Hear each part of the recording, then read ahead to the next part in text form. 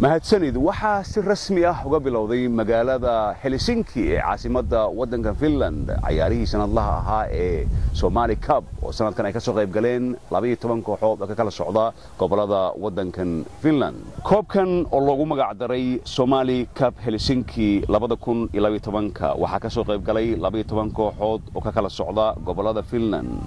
koobkan oo loogu talagalay isdhexgalka dhalinyarada Soomaaliyeed ee ku nool waddankan Finland waa sanadkii 18aad waxaana ka soo qayb galay dadweyne aad u fara badan oo ka kala yimid magaalooyinka waddankan Finland iyo wadamada la jaarka ah ee Yurub.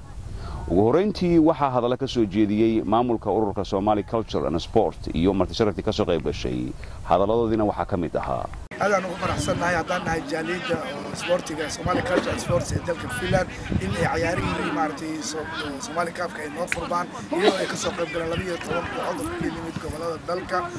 وأنا سيف عنا السعودان عن كل جوينا نسوي نفس الموجود مع هذا. وحنا شرفنا إن نوض بدنا عياري Somali Cup سنة لها سنة كان جرس رئيسي 10 سنة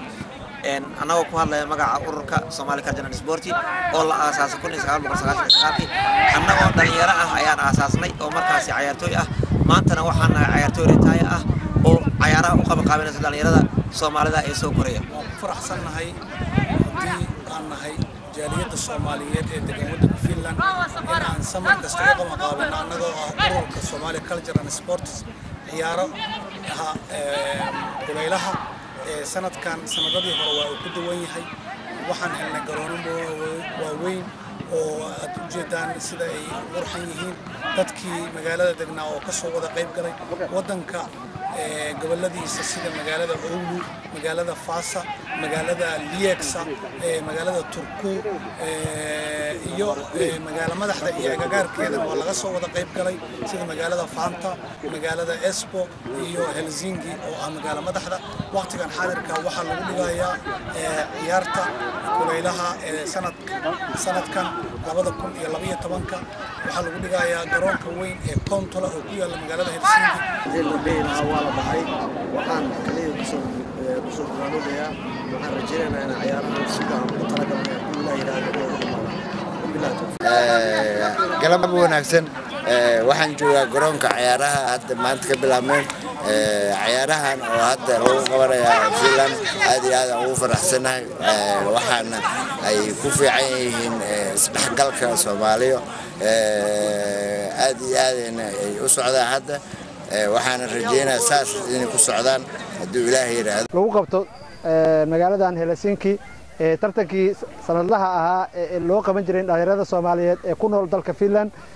kubadda cagta isla markaana waxa soo abaabula markasta isku howla shaqadan la qabta urur Soomaaliyeed oo halkan ka dhisan oo la yiraahdo Somali Sports and Culture isla markaana u heelan har iyo habeen inay qabtaan ama isu keenaan bulshada Soomaaliyeed ee ku nool gobolada dalka. Assalaamu alaykum wa rahmatullahi wa barakatuh. waxaan aad iyo aad ugu faraxsanahay ciyaaraha lagu qabanayo Finland ay soo qaban qaabiyeen dhalinyarta ku nool Finland gobolada Finland ay ka yimideen maanta aan meeshaan u joogno xaadir u nahay aad iyo aad iyaan ugu faraxsanahay ciyaarahaaseti aan galab kasto ku maaweelisano ciyaaraha aad iyo aad u fiican oo qurux badan ayaa ka socdo magaaladan Helsinki ciyaarahaas oo ka soo qayb galeen 12 kooxood oo ka dhisan waddankan Finland ah ciyaarahaasi waxa ka soo qayb galeen dad fara badan oo jaaliyada Soomaaliyeed ee sportiga ee magaaladan Helsinki ciyaarahaasi waxay yihiin ciyaaro sanadkiiba la qabto runtii anaga waxaan dhigi karnaa ciyaarahan waa ciyaaro qiimo leh oo ilmaha dhalinyarada Soomaaliyeed lagu talagalay in samar kasta ay ciyaaraan ee wax fiican ay ka soo baxaan. Cabdinaasir Ismaaciil, Universal TV, Helsinki, Finland.